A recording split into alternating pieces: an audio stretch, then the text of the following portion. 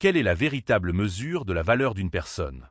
Est-ce la griffe de son sac à main, le prix du vin qu'elle commande, ou le pouvoir que son nom est censé lui conférer? Pour une riche mondaine, une soirée décontractée devait être une autre occasion d'affirmer sa supériorité. Elle choisit une serveuse discrète comme cible, déchaînant un torrent d'insultes pour amuser ses amis. Mais elle commit une erreur catastrophique. Elle ne prit jamais la peine de demander qui était vraiment la femme qui lui servait son repas. Dans un monde où les apparences sont tout, elle était sur le point d'apprendre que la personne que l'on maltraite le plus pourrait bien être celle qui détient tout le pouvoir. Le Lampion d'Azur n'était pas simplement un restaurant. C'était un sanctuaire tissé de mémoire et d'ambition. Niché dans une ruelle pavée tranquille d'un coin embourgeoisé de Lyon, c'était un lieu qui murmurait la vieille fortune plutôt que de crier la nouvelle richesse. L'air à l'intérieur portait un mélange unique d'arômes. La cire d'abeille du bar en acajou poli, la lavande des centres de table frais sur chaque nappe, et la promesse lointaine et alléchante du romarin et de l'ail s'échappant de la cuisine.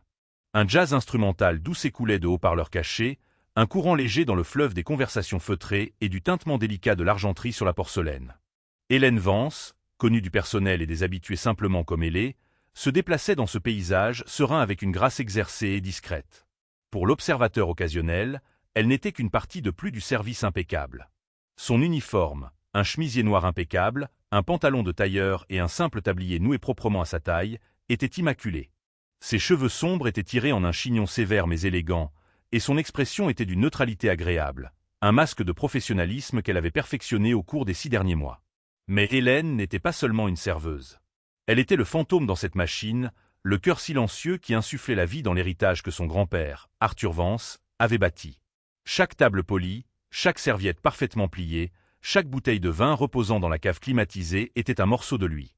6 mois plus tôt, à son décès, lui laissant l'intégralité de son empire culinaire, à elle, sa seule petite fille, elle avait dû faire un choix. Elle aurait pu s'asseoir dans le bureau à l'étage, une jeune femme de 26 ans se penchant sur des feuilles de calcul et déléguant à des directeurs. Ou elle aurait pu faire ce qu'Arthur aurait fait. Apprendre le métier depuis ses fondations. Elle choisit les fondations.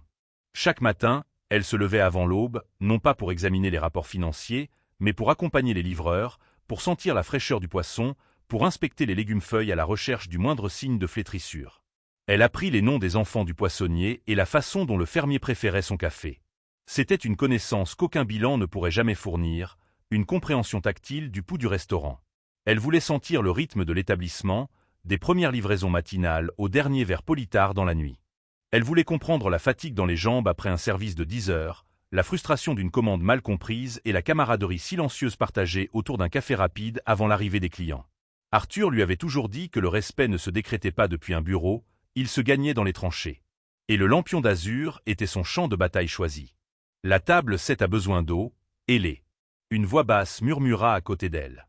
C'était Monsieur Dubois, le directeur général, un homme dont la loyauté envers son grand-père s'était transférée sans heurts à elle. Il était l'une des 2 seules personnes dans tout l'établissement à connaître sa véritable identité. L'autre était le chef Antoine, le premier employé d'Arthur et son plus vieil ami.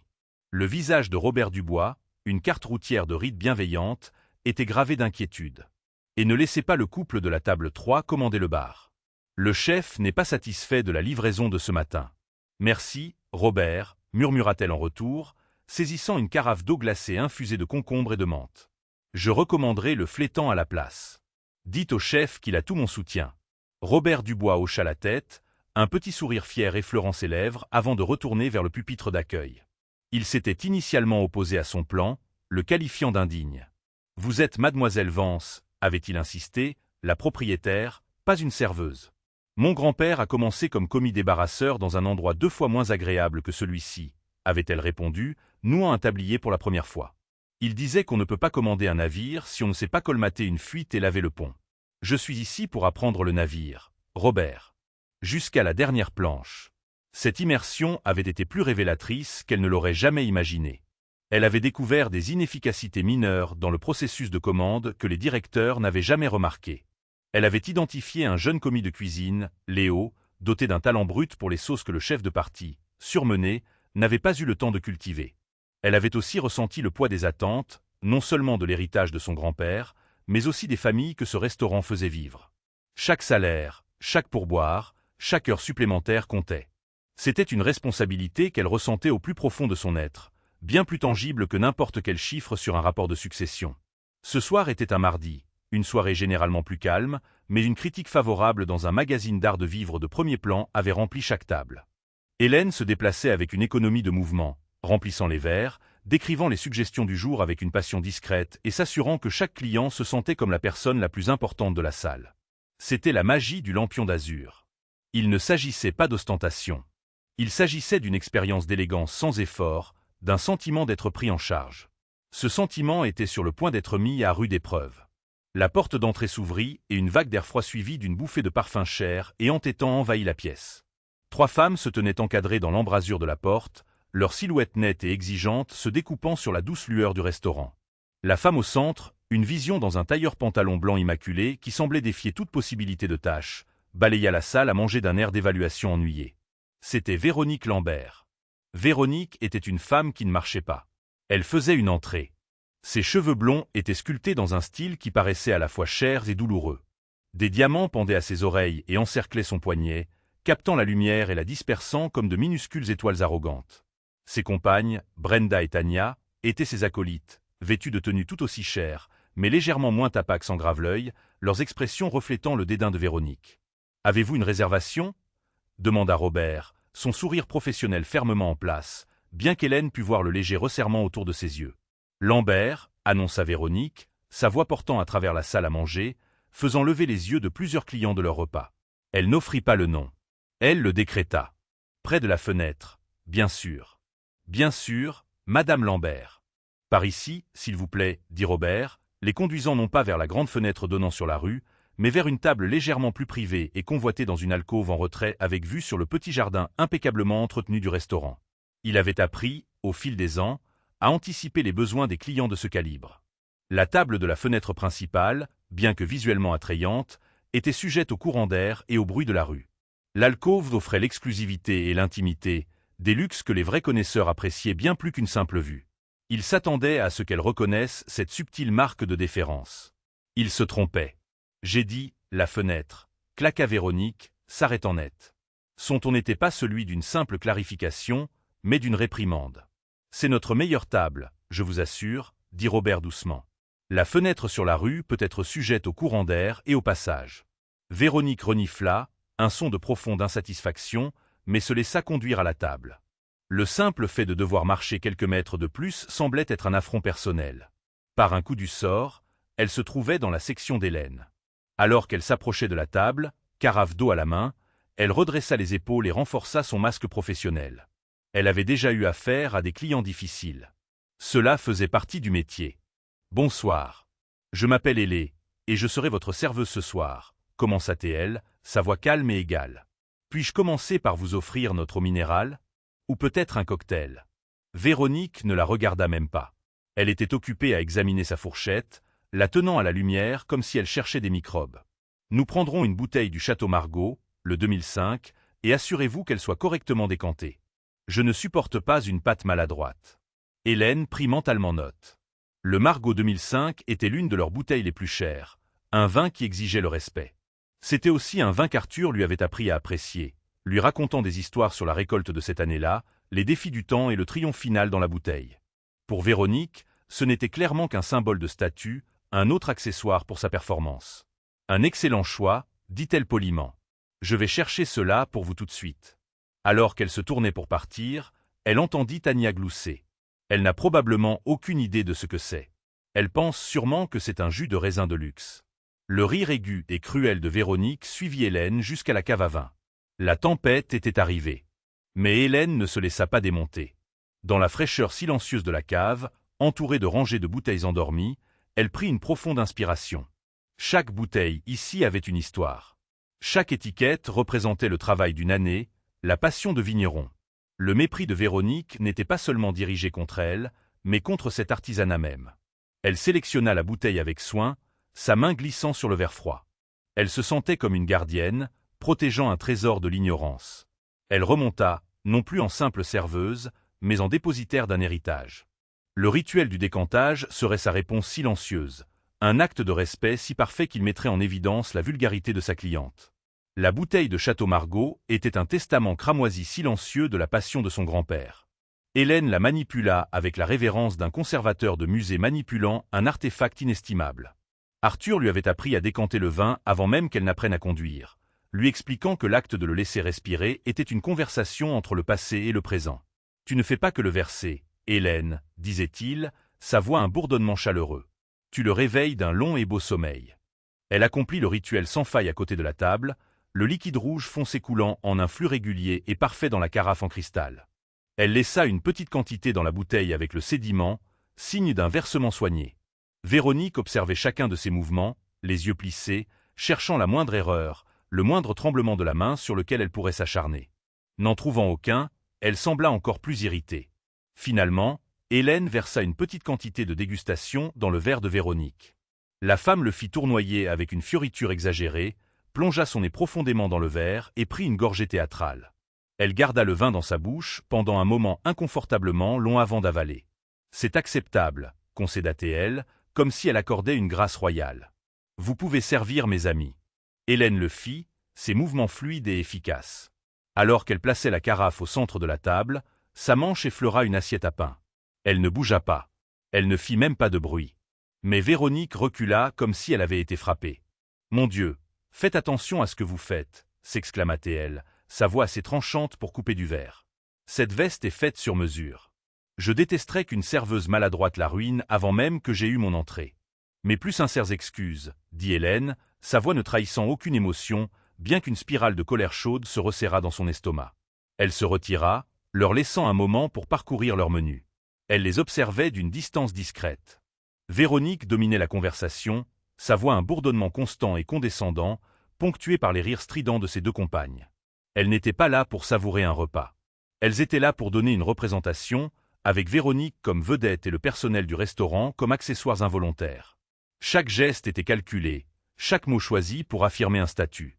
Quand Hélène revint prendre leur commande, la véritable attaque commença. « Que recommandez-vous » demanda Brenda, bien qu'elle regardât Véronique pour approbation.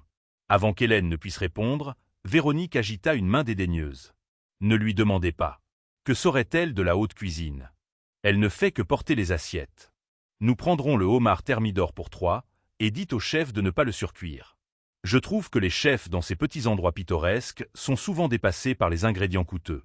Notre chef a une formation classique et une vaste expérience, répondit Hélène, gardant son ton parfaitement égal. Je suis convaincu que le homard sera préparé à votre satisfaction. Véronique haussa un sourcil parfaitement dessiné. Vraiment? Comme c'est rassurant, une serveuse confiante. Elle se tourna vers Tania. N'est-ce pas adorable? Elle défend son personnel de cuisine? Une telle loyauté. C'est dommage qu'elle soit si mal placée dans un travail sans avenir comme celui-ci. Les mots étaient conçus pour piquer. Et ils le firent. Non pas parce qu'Hélène les croyait, mais parce qu'ils étaient une insulte aux personnes mêmes qui étaient comme une famille pour elle depuis son enfance. Le chef Antoine l'avait tenue sur sa hanche pendant qu'il remuait une marmite de bouillabaisse.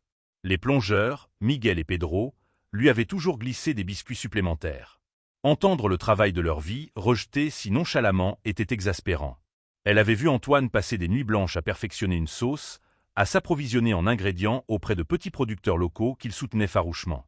Elle avait vu Miguel travailler un double service sans se plaindre pour envoyer de l'argent à sa famille à l'étranger. Ces femmes, dans leur bulle de privilèges, ne voyaient rien de tout cela. Elles ne voyaient que des uniformes, pas des êtres humains. Mais elle tint sa langue. « Je vais passer votre commande pour 3 homards thermidor. Prendrez-vous des entrées? Apportez-nous juste plus de ce pain, dit Tania, faisant un geste vers la corbeille à moitié vide. Et assurez-vous que le beurre ne soit pas si froid cette fois. C'est impossible à étaler. » La soirée dégénéra en une série de plaintes mesquines et d'insultes voilées. La lumière était trop tamisée. La musique était trop forte. Puis elle devint trop douce. L'eau n'était pas assez froide. Une autre table riait trop bruyamment. À chaque plainte, Hélène répondait par impoli. « Je vais voir ce que je peux faire » et un calme qui semblait alimenter la cruauté de Véronique. C'était comme si le refus d'Hélène de craquer était un défi personnel.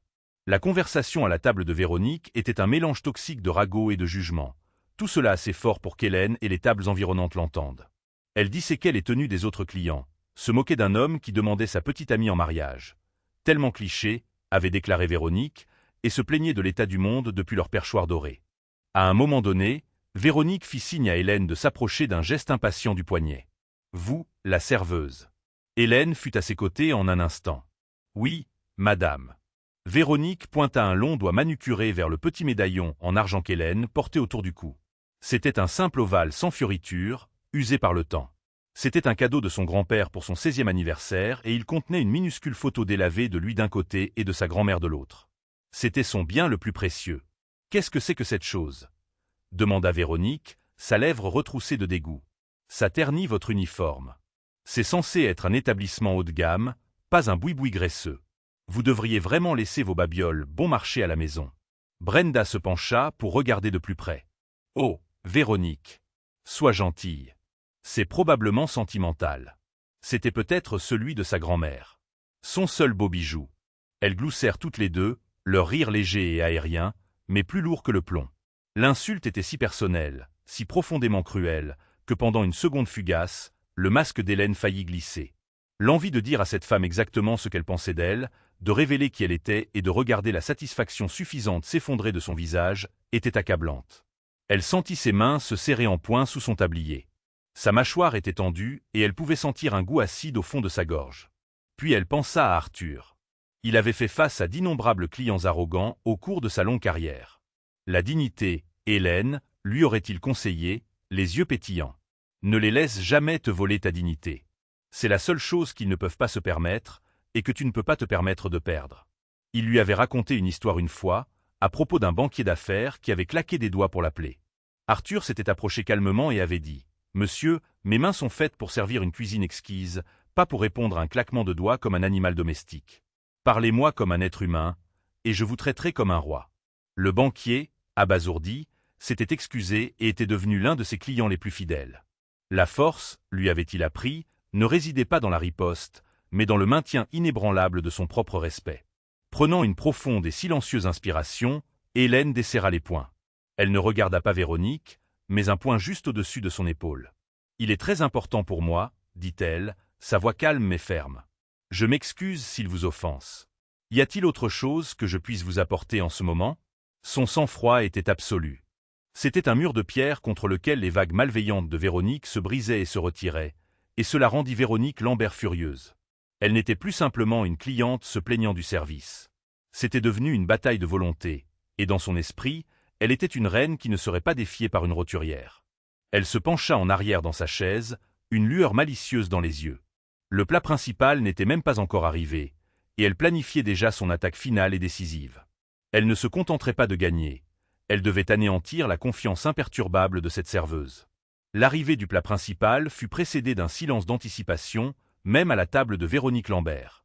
3 magnifiques assiettes furent apportées de la cuisine, chacune portant un homard thermidor cuit à la perfection, d'un brun doré, niché dans sa carapace et sentant la crème, le cognac et le gruyère. La présentation était impeccable, une œuvre d'art culinaire pour laquelle le chef Antoine était célèbre. Hélène plaça les assiettes devant les 3 femmes avec un soin exercé. « Bon appétit », dit-elle, sa voix un modèle de décorum professionnel. Pendant un instant, il sembla que la pure beauté de la nourriture pourrait apaiser la belligérance de Véronique. Il n'en fut rien. Véronique fixa son assiette un long moment, sa fourchette planant au-dessus du homard. Brenda et Tania avaient déjà commencé à manger, leur murmure d'appréciation audible. Véronique, cependant, chassait.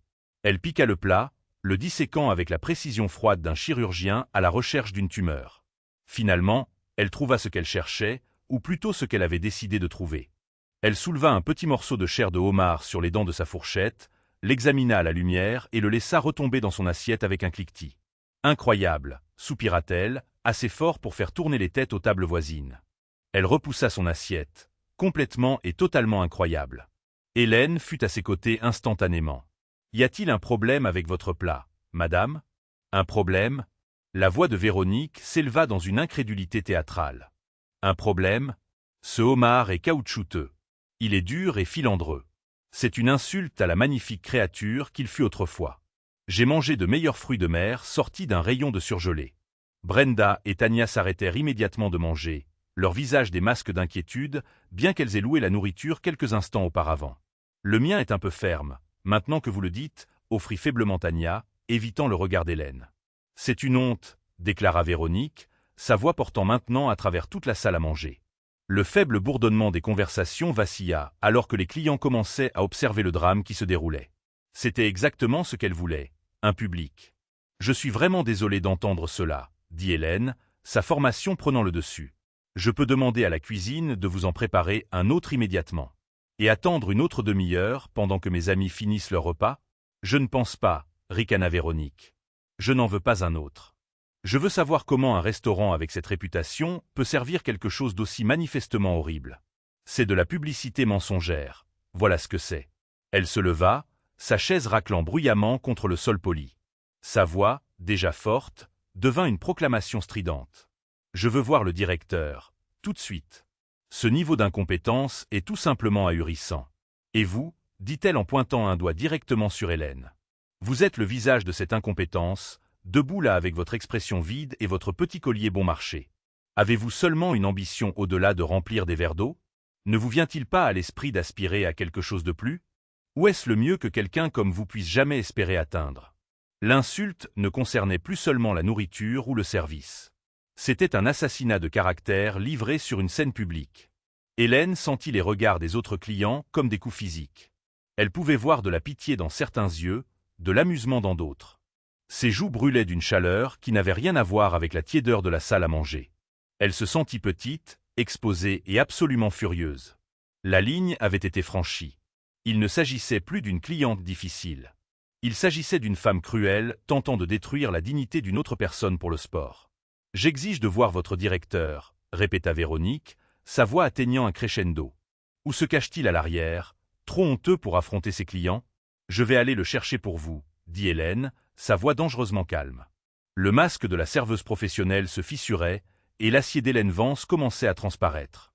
Elle se tourna pour s'éloigner, son corps rigide de colère contenue. « Oh, et quand vous le ferez, » cria Véronique après elle, un dernier coup venimeux. « Dites-lui que ces normes d'embauche sont abyssales. Peut-être devrait-il envisager d'embaucher des gens avec un peu plus de substance. Cet endroit a été soi-disant fondé par un homme de goût, Arthur Vance. Il se retournerait dans sa tombe s'il savait que son héritage était terni par des moins que rien payés au SMIC. C'en était trop. » La mention du nom de son grand-père, utilisée comme une arme dans ce jeu mesquin et cruel, fut la goutte d'eau qui fit déborder le vase. Hélène s'arrêta net. Chaque instinct lui hurlait de se retourner, de déchaîner la vérité comme un coup de tonnerre. Les mots étaient sur le bout de sa langue. C'était mon grand-père, et c'est mon restaurant. Elle prit une profonde inspiration tremblante, le dos toujours tourné à la table. Elle pouvait sentir Robert Dubois se diriger vers elle depuis le pupitre d'accueil, son expression un mélange de colère et d'alarme. Elle lui fit un subtil, presque imperceptible signe de tête négatif. Pas encore. Cela devait se jouer jusqu'au bout. Mais avant qu'elle ne puisse se retourner, avant que Véronique ne puisse lancer une autre tirade, la lourde porte en chêne du restaurant s'ouvrit de nouveau. L'homme qui entra n'était ni bruyant ni ostentatoire, mais sa présence sembla aspirer tout l'air de la pièce. Il était grand, vêtu d'un costume anthracite parfaitement taillé, avec des cheveux argentés et un visage sévère mais pas méchant. Ses yeux, vifs et intelligents, balayèrent la salle à manger, saisissant la scène d'un coup d'œil rapide et complet. La tirade de Véronique Lambert mourut dans sa gorge. Sa mâchoire, qui avait fonctionné si furieusement, resta légèrement entr'ouverte. La couleur quitta son visage, remplacée par une rougeur de reconnaissance paniquée. L'homme était Laurent Lefebvre, un magnate de l'immobilier notoirement privé et, plus important encore dans ce contexte, le critique gastronomique officieux le plus respecté et le plus craint de la ville. Ses approbations discrètes pouvaient faire un restaurant, et son mécontentement, rarement exprimé mais puissamment ressenti, pouvait en briser un. C'était un homme avec qui Véronique Lambert essayait désespérément d'obtenir un rendez-vous depuis des mois, espérant obtenir son investissement dans le dernier projet de développement commercial de son mari. Et il venait d'entrer au milieu de la démonstration publique la plus laide et la plus indigne de sa vie. La présence de Laurent Lefebvre modifia l'atmosphère du restaurant aussi radicalement qu'un changement soudain de pression barométrique précède une tempête. La tension bouillonnante de la crise de colère de Véronique fut instantanément remplacée par un silence épais et lourd d'attente. Les clients qui avaient ouvertement regardé détournèrent maintenant leur regard, feignant d'être absorbés par leur menu. Le personnel se redressa un peu. Même la douce musique de jazz semblait retenir son souffle. Le regard de Lefebvre balaya la pièce une fois de plus, son expression illisible. Il examina la scène. L'assiette de homard repoussée, les deux amies sycophantes ayant l'air profondément mal à l'aise, Véronique Lambert, figée au milieu de sa harangue, et Hélène, debout, le dos tourné à lui, sa posture rigide de tension qui en disait long. Robert Dubois, voyant son opportunité, s'avança. « Monsieur Lefebvre. Bonsoir. Nous ne vous attendions pas. » Une décision de dernière minute, Robert. La voix de Lefebvre était un baryton grave et agréable qui commandait l'attention sans l'exiger. J'espérais un repas tranquille. Il semble que j'ai choisi la mauvaise soirée pour cela. Ses yeux se tournèrent de manière significative vers la table de Véronique. Véronique, sortant de sa stupeur, vit sa chance de sauver la situation, ou du moins de la recadrer. La prédatrice d'il y a un instant avait disparu, remplacée par une victime désespérée de sympathie de la part d'une personne d'influence. Elle força un sourire crispé et fragile sur son visage. « Monsieur Lefebvre. »« Laurent, quelle surprise !» s'exclama-t-elle, lissant son tailleur pantalon blanc comme pour effacer physiquement la laideur des 10 dernières minutes. « Je suis tellement désolé que vous ayez dû assister à ce désordre complet, dit-elle en faisant un vague geste vers Hélène. Je crains que le service ce soir ait été tout simplement épouvantable. Vraiment le fond du panier. Nous avons été soumis à une incompétence après l'autre. La nourriture est immangeable et le personnel. » Elle marqua une pause pour un effet dramatique, baissant la voix à un murmure confidentiel et conspirateur. Le personnel semble avoir été embauché avec très peu de soucis pour la qualité ou le décorum. Elle tentait de se présenter comme une cliente éclairée, une autre connaisseuse de la qualité, qui, comme lui, était simplement consternée par le manquement aux normes. Elle essayait de créer une alliance, de positionner Hélène comme leur ennemie commune. Laurent Lefebvre écouta son explication sans un mot. Son regard resta fixe, passant du visage faussement sincère de Véronique à Hélène, qui s'était finalement retournée. Il ne vit pas la personne insignifiante au visage vide que Véronique avait décrite, mais une jeune femme dont les yeux, bien qu'ombragés par la colère, conservaient un sang-froid profond et puissant. Il vit la dignité que son grand-père lui avait inculquée. Il ignora la main tendue de Véronique et fit 2 pas en avant, s'arrêtant directement devant Hélène. Il la regarda, et une lueur de quelque chose de chaleureux et de familier entra dans ses yeux, un regard de reconnaissance et de profond respect. « Hélène, dit-il, sa voix douce mais claire, portant facilement dans la pièce silencieuse. C'est un plaisir de te voir. Je suis désolé d'interrompre. » L'utilisation de son prénom complet, prononcé avec une telle familiarité, envoya une onde de confusion parmi les spectateurs. Le sourire de Véronique vacilla. Brenda et Tania échangèrent des regards nerveux. Ce n'était pas ainsi qu'elle s'attendait à ce que le puissant monsieur Lefebvre réagisse à une plainte concernant une simple serveuse. Hélène, entendant son nom prononcé avec une telle gentillesse après un déluge d'insultes, ressentit une vague de soulagement si profonde qu'elle faillit faire plier ses genoux. « Monsieur Lefebvre, réussit-elle à dire, sa voix retrouvant sa cadence régulière. C'est un honneur de vous avoir ici. S'il vous plaît, ne vous inquiétez pas. Ce n'était qu'un petit désaccord. » Les yeux de Lefebvre pétillèrent légèrement. « Un petit désaccord ?» D'après le bruit à mon arrivée, cela semblait bien plus important. Il jeta un coup d'œil appuyé à l'assiette de Véronique. « J'espère que les préoccupations de Madame Lambert sont prises en compte. » Véronique vit son ouverture et la saisit. « Elles ne le sont pas. » insista-t-elle en s'avançant. Cette serveuse était totalement inutile. Elle a refusé de prendre ma plainte au sérieux. Lefebvre tourna son regard froid et analytique vers Véronique. Il laissa le silence planer dans l'air un moment, la faisant se tortiller. « Cela me semble peu probable, » dit-il finalement. Ses mots étaient calmes, mais ils tombèrent avec la force du marteau d'un juge. D'après mon expérience, le personnel du Lampion d'Azur, sélectionné et formé par Arthur Vance lui-même, est la quintessence du professionnalisme. Il marqua une pause, laissant le nom flotter dans l'air. Arthur était un ami très cher depuis plus de 30 ans. Il ne parlait de presque rien d'autre que de ce restaurant et des normes qu'il s'était tant efforcé de maintenir. Des normes que je vois respecter chaque fois que je dîne ici. Le visage de Véronique était une toile d'émotions contradictoires, confusion, panique et une horreur naissante et écœurante. Elle commençait à sentir le sol se dérober sous ses pieds, la fondation solide de son arrogance commençant à s'effriter. Le nom de Vance avait été mentionné à nouveau, mais cette fois, il était lié à une amitié personnelle avec l'homme même qu'elle essayait d'impressionner. Elle ne comprenait pas le lien. Pas encore. Mais les premiers fils d'une terrible prise de conscience commençaient à se tisser dans son esprit. Elle regarda du visage sévère de Lefebvre à la serveuse calme et posée qu'il avait appelée Hélène, et une terreur glaciale commença à s'infiltrer dans ses os. Le silence dans la pièce était total, chaque client retenant son souffle, suspendu à la scène qui se déroulait. Véronique Lambert se sentait comme une actrice sur une scène qui avait soudainement oublié toutes ses répliques. Le scénario qu'elle avait écrit pour la soirée, celui où elle était la protagoniste puissante et exigeante, était systématiquement déchiré sous ses yeux. « Arthur Vance était un de vos amis, balbutia-t-elle, essayant de retrouver une once de contrôle. Elle se raccrocha à cette information, espérant qu'elle pourrait encore être utilisée à son avantage. Eh bien, alors vous, plus que quiconque, devez comprendre, il serait horrifié par cela, le service, la nourriture. Laurent Lefebvre leva une main, un geste simple qui la fit néanmoins taire immédiatement. Il ne la regarda pas. Son attention était toujours entièrement concentrée sur Hélène. Arthur parlait souvent de toi dans ces derniers mois. Hélène, continua Lefebvre, sa voix résonnant de chaleur et de sincérité. Il était si incroyablement fier de ta décision. Il disait que c'était exactement ce qu'il aurait fait.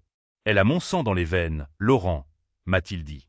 Mais plus important encore, elle a le cœur d'une restauratrice. Les pièces du puzzle étaient maintenant éparpillées sur le sol, et Véronique essayait désespérément de les assembler. Hélène. Arthur Vance, fier de ta décision. Quelle décision? La décision de devenir serveuse? Cela n'avait aucun sens.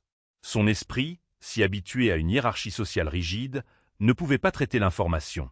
Elle retrouva enfin sa voix, bien qu'elle soit faible et mal assurée. Je ne comprends pas. Pourquoi lui parlez-vous d'Arthur Vance? Un petit sourire triste effleura les lèvres de Laurent Lefebvre. Il tourna enfin toute son attention vers Véronique, et pour la première fois, elle ne vit pas seulement de l'indifférence dans ses yeux, mais une déception claire et froide. « Madame Lambert, dit-il, son ton formel et glaçant. Vous vous trouvez au Lampion d'Azur, un restaurant fondé par Arthur Vance. Vous voyez les portraits sur le mur ?» Il désigna une série de photographies magnifiquement encadrées représentant un homme souriant aux cheveux blancs à différentes étapes de la construction et du succès du restaurant. « C'est Arthur. » Véronique hocha la tête stupidement. Bien sûr, elle le savait. Cela faisait partie de la légende du restaurant, la raison de son prestige établi. Et ceci, dit Lefebvre en se tournant vers Hélène avec un air de présentation tranquille, c'est Hélène Vance, la petite fille d'Arthur, et depuis son décès, l'unique héritière et propriétaire de cet établissement. Les mots tombèrent dans la salle à manger silencieuse, comme des pierres dans un étang parfaitement calme. Les ondes de choc qui en résultèrent furent palpables. Brenda et Tania eurent un hoquet audible. Les clients voisins qui avaient essayé de feindre le désintérêt regardaient maintenant ouvertement, la bouche bée. Robert Dubois, debout près du pupitre d'accueil, laissa un lent sourire satisfait se dessiner sur son visage. Mais la pleine force de la révélation frappa Véronique Lambert comme un coup physique. Elle recula d'un pas, sa main volant vers sa poitrine. Son visage, déjà pâle, prit une teinte blafarde. « Propriétaire », murmura-t-elle, le mot à peine audible. C'était une question, une accusation et un plaidoyer tout à la fois. Ses yeux allèrent de Lefebvre à Hélène, cherchant le moindre signe que c'était une sorte de farce élaborée et cruelle. Elle ne vit aucune farce dans les yeux d'Hélène. Le masque calme et professionnel de la serveuse avait disparu. À sa place se trouvait le regard froid et évaluateur d'une propriétaire. La femme tranquille qu'elle avait passé la dernière heure à tourmenter, la moins que rien dont elle avait rejeté la vie comme une impasse, était la propriétaire de tout ce monde. La femme dont elle s'était moquée du médaillon bon marché portait un héritage inestimable du fondateur, même que Véronique avait invoqué. Son esprit s'emballa, rejouant chaque insulte, chaque remarque condescendante, chaque ricanement. « Savez-vous qui je suis ?» avait-elle implicitement demandé toute la soirée. Maintenant, la question lui était retournée avec une force dévastatrice. Elle avait insulté le personnel d'Hélène Vance, sa nourriture, son uniforme, son ambition, son caractère, et de manière impardonnable, l'héritage de son grand-père. Et elle avait fait tout cela devant Laurent Lefebvre, le seul homme dont elle convoitait le respect plus que tout autre dans la ville. « Non » souffla Véronique, secouant la tête en signe de déni. « Ça ne peut pas être. Vous êtes une serveuse. » Hélène fit un seul pas en avant. Sa posture avait changé. Elle se tenait plus droite, les épaules carrées, non plus l'employée soumise, mais la femme en charge. Le tablier toujours noué autour de sa taille semblait moins un uniforme qu'un symbole de son engagement. Pendant les 6 derniers mois, oui, je l'ai été, dit Hélène, sa voix dénuée du tremblement que Véronique attendait. Elle était aussi claire et stable qu'une cloche. Mon grand-père m'a appris qu'on ne peut pas diriger des gens dont on ne comprend pas le travail et dont on n'a pas affronté les défis. Je suis ici pour apprendre, pour honorer son héritage depuis la base. Elle marqua une pause, ses yeux se fixant sur ceux de Véronique. Et ce soir, Madame Lambert, vous avez été ma leçon la plus instructive. Le mot « instructive » fut prononcé avec une précision si glaciale qu'il coupa Véronique plus profondément que n'importe quel cri aurait pu le faire. La lueur de vérité était devenue une lumière aveuglante et horrifiante. Le silence qui suivit les paroles d'Hélène fut profond, rompu seulement par le cliquetis lointain d'une casserole dans la cuisine. Véronique Lambert resta figée sur place, son monde basculant sur son axe. Toute la soirée se rejoua dans son esprit, mais maintenant sous un jour nouveau et terrifiant. Chaque mot condescendant, chaque geste dédaigneux, chaque rire cruel était maintenant un acte d'autosabotage exécuté sur la plus grande scène possible. Elle regarda Hélène, non, Catherine Vance, et pour la première fois, elle la vit vraiment. Elle vit la force tranquille qui avait été prise pour de la douceur, le professionnalisme qui avait été mal interprété comme de la faiblesse, et le sens profond et inébranlable de soi qui l'avait rendue imperméable aux insultes. Elle avait essayé d'intimider une reine qui avait choisi, pour un temps, de marcher parmi ses sujets. Brenda et Tania, sentant le changement de pouvoir catastrophique, commencèrent à se distancier subtilement de Véronique, leurs expressions passant d'un soutien sycophante à une horreur pure et simple. C'étaient des créatures sociales, et elles reconnaissaient un navire en train de couler. Laurent Lefebvre observait la scène avec une expression stoïque, mais ses yeux, fixés sur Véronique, étaient froids de jugement. Il avait été témoin de son vrai caractère, sans filtre et laid, et il était clair qu'aucun accord commercial ne serait jamais sur la table entre eux maintenant. Le nom Lambert, dans son esprit, était désormais synonyme de vulgarité et de cruauté. Ce fut Hélène qui rompit finalement le charme. Elle se déplaça avec une autorité nouvelle, non plus une serveuse dans sa section, mais la commandante de son navire. Elle se dirigea calmement vers la table et ramassa l'assiette de Véronique, celle contenant le homard prétendument caoutchouteux. Elle l'examina un moment avant de regarder directement Véronique. « Chef Antoine est le chef exécutif ici depuis 25 ans, dit-elle, sa voix égale mais portant une indéniable pointe de commandement. Il a été le premier employé de mon grand-père et son ami le plus proche. Il a été formé à Lyon sous la direction de Paul Bocuse. Il préférerait se couper la main plutôt que d'envoyer un morceau de homard trop cuit. Ce que vous avez fait ici ce soir n'était pas une plainte, Madame Lambert. C'était une performance, et une performance profondément malveillante. » Elle se tourna ensuite vers Brenda et Tania, qui tressaillirent toutes deux sous son regard direct. « Et vous deux avez prétendu que votre homard était également ferme. »« Correct ?» Tania pâlit, secouant la tête frénétiquement. « Non, je pensais juste que Véronique avait dit. » Brenda se contenta de fixer son assiette à moitié mangée, l'image même de la culpabilité. Hélène n'insista pas. Elle n'en avait pas besoin. Leur complicité était évidente. Elle reposa l'assiette et croisa les mains devant elle. La révélation ne concernait pas seulement son identité. Il s'agissait de dépouiller les couches du sentiment de droit de Véronique et de la forcer à regarder la vérité de son propre comportement. « Laissez-moi vous dire ce que mon grand-père, Arthur Vance, croyait, » poursuivit Hélène, sa voix résonnant d'une passion qui avait été absente auparavant. Il croyait qu'un restaurant était plus qu'un simple endroit pour manger. Il croyait que c'était un lieu de communauté, de célébration, d'évasion momentanée. Il croyait que chaque personne qui franchissait cette porte, du client le plus riche au plus humble fournisseur, méritait d'être traitée avec dignité. Et il croyait que chaque personne qui travaillait ici, du chef au directeur en passant par le jeune homme qui fait la plonge, faisait partie d'une famille méritant le respect pour son dur labeur. Son regard se durcit en se posant à nouveau sur Véronique. « Vous êtes entrés ici ce soir et vous avez violé chacun de ces principes. Vous n'êtes pas venus ici pour dîner. Vous êtes venus ici pour vous sentir puissante en faisant en sorte que quelqu'un d'autre se sente petit. Vous avez insulté mon personnel. Vous avez manqué de respect à l'héritage de ma famille. Et vous avez essayé d'humilier une femme qui essayait simplement de faire son travail. » Elle marqua une pause, laissant le poids de ses mots s'installer dans la pièce silencieuse. « Vous vous êtes moqué de mon ambition. Laissez-moi être clair sur ce qu'est mon ambition. C'est de m'assurer que ce restaurant, le rêve de mon grand-père, continue d'être un lieu de chaleur, d'excellence et de respect pour les 50 prochaines années. C'est de diriger une équipe de professionnels dévoués qui sont fiers du travail qu'ils accomplissent. C'est d'honorer la mémoire de l'homme qui m'a appris que la vraie richesse n'a rien à voir avec le solde de votre compte en banque, mais tout à voir avec la qualité de votre caractère. » Elle fit un petit pas délibéré en avant. « Alors, laissez-moi vous demander, Madame Lambert, dit-elle, sa voix baissant jusqu'à un quasi-murmure, mais plus puissante que n'importe quel cri. Après votre comportement de ce soir, que pouvez-vous me dire sur la qualité du vôtre ?» C'était une question d'une simplicité dévastatrice, et une question à laquelle Véronique n'avait aucune réponse. La façade de la puissante mondaine ne s'était pas seulement fissurée, elle s'était désintégrée, laissant derrière elle une femme creuse et humiliée. Les diamants à son poignet semblaient soudainement criards, son costume coûteux comme un déguisement bon marché. Elle avait été mise à nu, non par des insultes ou des cris, mais par la vérité tranquille et inattaquable. La serveuse qu'elle avait méprisée était devenue son juge, et le verdict était accablant. La réalisation de l'ampleur de son erreur de calcul s'abattit sur elle. Ce n'était pas seulement une gaffe sociale, c'était un suicide professionnel et personnel. L'accord que son mari, Gérard, avait désespérément besoin que Laurent Lefebvre finance était maintenant de la pure fantaisie. Le nom Lambert serait le sujet de conversation des cercles d'élite de la ville demain, non pas avec respect, mais avec un mépris moqueur. Elle avait cherché à affirmer sa supériorité et avait fini par révéler son insignifiance. Le silence dans le lampion d'azur s'étira pendant ce qui sembla une éternité. Véronique Lambert se tenait comme pétrifiée, la force des paroles d'Hélène Vance ayant balayé son arrogance, ne laissant que l'humiliation publique à l'état brut. Son visage était une ruine de son ancienne suffisance, ses yeux écarquillés d'une horreur naissante qui allait au-delà de l'embarras social.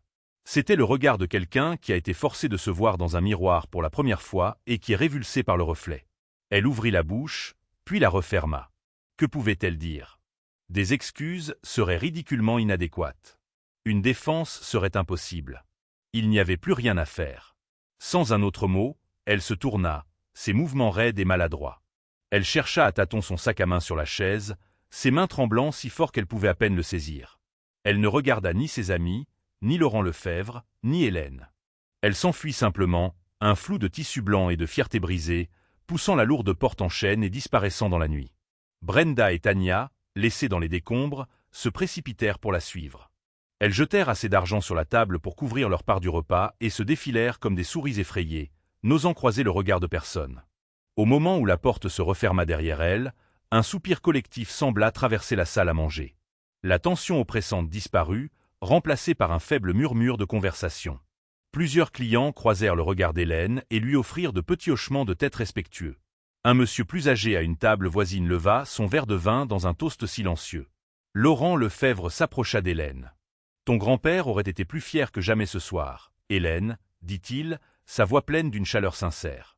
Tu as géré cela avec une grâce et une force qu'il aurait immensément admiré.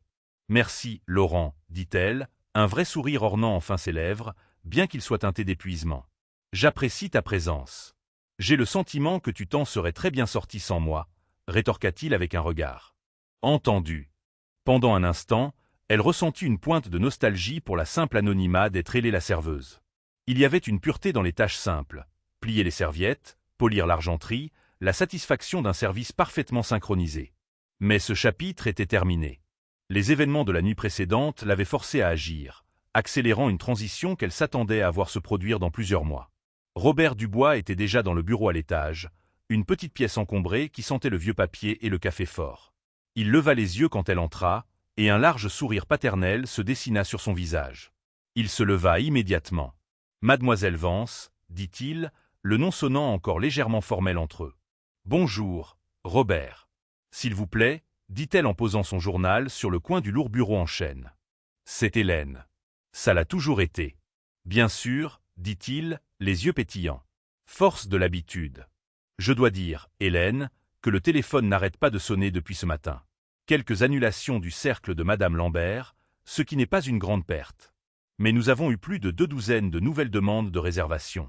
Les nouvelles vont vite dans cette ville. Il semble qu'un drame public suivi d'une démonstration de vraie classe soit la meilleure publicité que l'argent ne puisse acheter.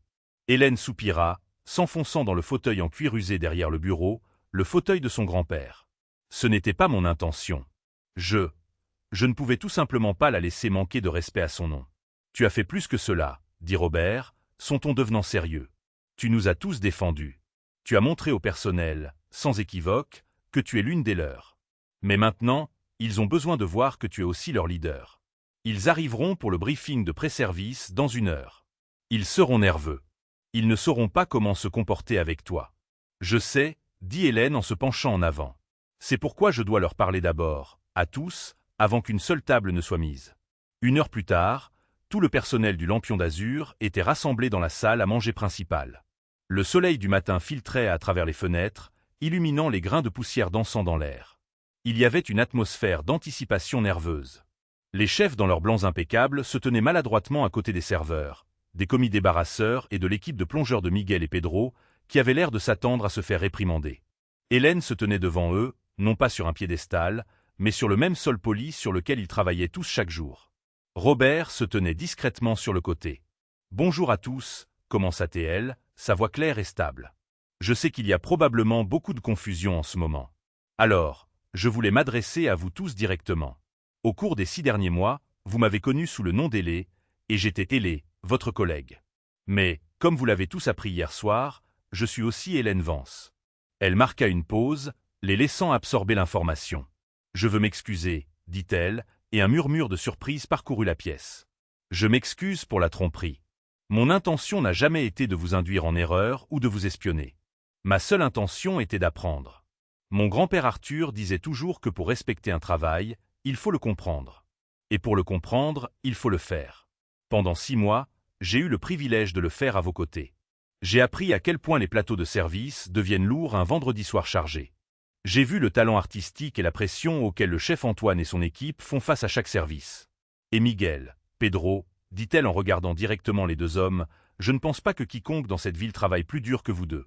Les hommes se redressèrent, des regards de profonde surprise et de fierté sur leurs visages. Je suis la propriétaire de ce restaurant, continua Hélène, sa voix gagnant en force. Mais ce restaurant n'est pas seulement des briques et du mortier et un nom sur une enseigne. C'est vous tous. Vous êtes l'héritage. Mon rôle change maintenant. Je ne servirai plus de table avec vous. Mais je travaillerai pour vous, pour m'assurer que vous avez les outils dont vous avez besoin, le soutien que vous méritez et le respect que vous avez tous gagné. Rien n'est plus important pour moi que de préserver la famille que mon grand-père a construite ici. Ma porte est toujours ouverte. Mon nom est Hélène, et c'est mon plus grand honneur de diriger cette équipe. Pendant un instant, il y eut le silence. Puis, du fond, le chef Antoine commença à applaudir, un son lent et délibéré. Il fut rapidement rejoint par d'autres, jusqu'à ce que la pièce soit remplie d'un tonnerre d'applaudissements chaleureux et sincères. La gêne avait disparu, remplacée par un sentiment renouvelé de but et de loyauté. La femme devant eux n'était pas seulement une héritière. Elle était l'une des leurs, élevée à un autre rang. Elle comprenait. Plus que tout, c'est ce qui comptait. L'histoire est un puissant rappel que la vraie valeur ne s'affiche pas, elle s'incarne. Nous avons tous rencontré des gens comme Véronique Lambert qui mesurent la vie en étiquette de prix et croient que leur statut leur donne le droit de rabaisser les autres. Et peut-être avons-nous tous connu une Hélène Vance, une personne discrète et travailleuse dont la vraie force et la vraie valeur se cachent juste sous la surface. Son histoire nous apprend à regarder au-delà des apparences, à remettre en question nos propres jugements et à nous souvenir que la personne qui nous sert notre café ou emballe nos courses pourrait posséder une profondeur et un caractère que nous ne pouvons qu'imaginer. Le respect ne coûte rien, mais son absence peut tout vous coûter. Si cette histoire de justice et de force cachée a résonné en vous, veuillez prendre un moment pour cliquer sur le bouton « J'aime » et la partager avec quelqu'un qui pourrait apprécier le message. Et n'oubliez pas de vous abonner à notre chaîne pour plus d'histoires de la vie réelle qui vous inspireront, vous divertiront et vous feront réfléchir. Quelles sont vos pensées? Faites-le nous savoir dans les commentaires ci-dessous.